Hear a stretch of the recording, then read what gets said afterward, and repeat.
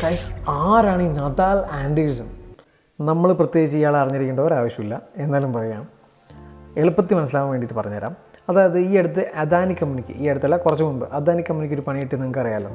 അതായത് അദാനി കമ്പനീൻ്റെ സാമ്പത്തികമായിട്ടുള്ള ഒരു റിപ്പോർട്ടുകൾ പുറത്തു വരികയും അതിനെ തുടർന്ന് കമ്പനിയുടെ ഷെയർ പ്രൈസ് ഇടിയുകയും ചെയ്തു. അന്ന് ഇവർ പ്രധാനമായും പുറത്ത് വിട്ടിരുന്നത് നമ്മുടെ അദാനി കമ്പനിയുടെ സ്റ്റോക്കിലെ കൃത്രിമത്വവും അതുപോലെ അക്കൗണ്ടിങ്ങിലെ തട്ടിപ്പുകളൊക്കെ ആയിരുന്നു. ആ പോയിന്റിൽ തന്നെ ഈ അദാനി ഗ്രൂപ്പിൻ്റെ ഷെയർ പ്രൈസ് ഇടിഞ്ഞു. ഇതിൻ്റെ ഷെയർ പ്രൈസ് ഇടിഞ്ഞ സമയത്ത് ഞാൻ ഇതിൻ്റെ സ്റ്റോക്ക് വാങ്ങാൻ നോക്കിയത് കേട്ടോ. അന്ന് എനിക്കിത് അഫോർഡബിൾ ആയിരുന്നില്ല. എന്തായാലും കാര്യത്തിലേക്ക് വരാം. 2017 സ്ഥാപിതമായ ന്യൂയോർക്ക് ആസ്ഥാനമാക്കിയുള്ള ഒരു സാമ്പത്തിക ഗവേഷണ സ്ഥാപനമാണ് ഹിൻഡൻബർഗ് റിസർച്ച്. അപ്പോൾ അതിൻ്റെ സ്ഥാപകനാണ് ഈ നഥാൻ, എന്താ അയാളുടെ പേര്, നഥാൻ ആൻഡേഴ്സൺ.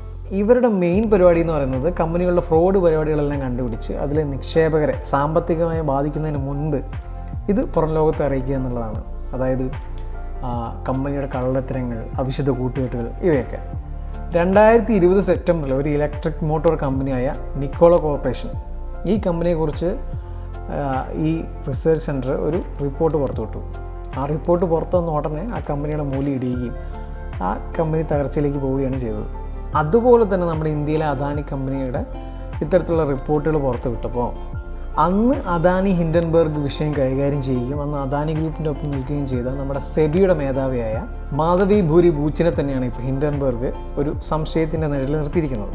അതായത് ബൂച്ചിനും അവരുടെ ഭർത്താവിനും അദാനി കമ്പനിയുമായി വിദേശ കമ്പനികളിൽ ഒരുപാട് നിക്ഷേപമുണ്ട്. ഇതൊക്കെയാണ് ലേറ്റസ്റ്റായിട്ട് ഈ ഹിൻഡൻബർഗ് റിസർച്ച് പുറത്തുവിട്ടിരിക്കുന്നത്. അപ്പോൾ ഇതൊക്കെ നമ്മളെ സാധാരണക്കാരനെ എങ്ങനെ ബാധിക്കുന്നു എന്ന് വെച്ചാൽ എനിക്കതിനെപ്പറ്റി വലിയ ഐഡിയ ഇല്ല.